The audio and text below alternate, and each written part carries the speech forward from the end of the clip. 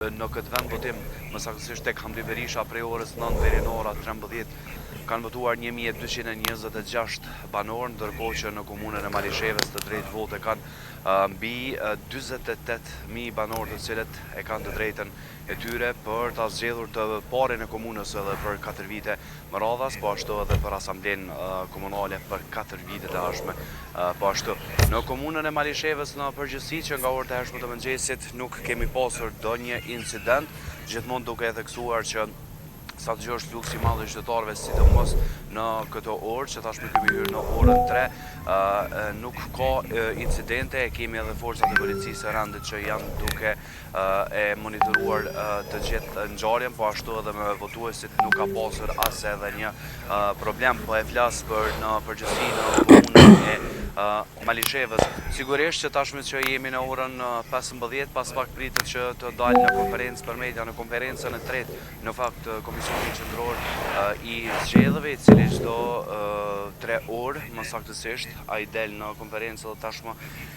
tashmë e dim. Sa i përket kurimit tek problemet dhe kemi të pamundur që të lidhemi me komunën e Shtimës, dua që nga Malisheva të flas pak për atje, sepse atje jemi duke pasur disa probleme. Një person deri më tani është arrestuar, i cili është kapur nga policia e Kosovës duke e shitur votën e tij ose duke e bler. Më falni, po ashtu janë duke pasur probleme edhe banorët e Shtimës që Komisioni Qendror i Zgjedhjeve nuk i ka informuar fare për vend votimin e tyre, andaj i kanë të shpërndara. Dhe siç më raportojnë atje disa miq nga atje, në fakt është duke u krijuar tullovi e madhe në komunën e Shtimës, dhe në rrjetet sociale është duke qarkulluar. E vetmja komunë që është duke pasur probleme pra është komuna e Shtimës, shkaku i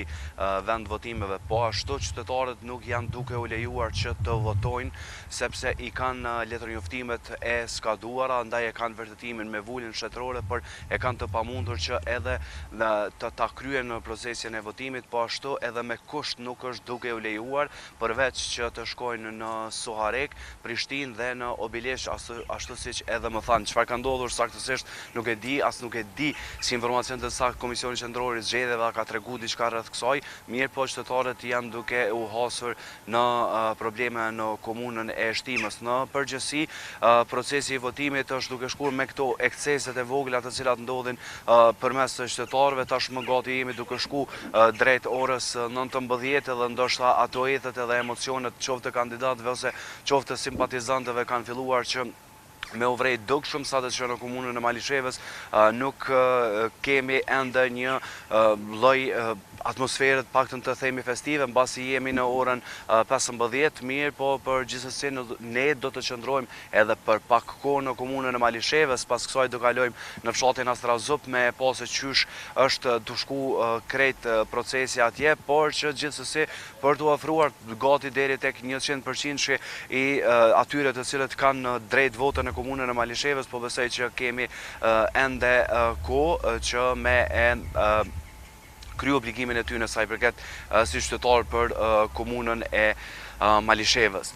Aktualisht thash mrena është një vrull i madh i njerëzve që janë të e përfundu votimin e tyre. Ne tina po ju lëm vetëm më pak pamje për ta ndalur përsëri, e paralajmërova që tani pas pak është edhe Komisioni Qendror i Zgjedhjeve me konferencën e tyre, kështu që unë ju ftoj që edhe juve me e vu në transmetim dhe ne ju sjellim edhe pamje të tjera nga qytetet të tjera deri në orën 19, po ashtu edhe pas certifikimit ose jo certifikimit, më falni, por edhe pas rezultateve të cilat vinë, ndoshta për disa komuna se ku jemi, po ashtu edhe Komisioni Qendror i Zgjedhjeve i bën ato publike edhe për neve dhe për të gjithë shikuesit.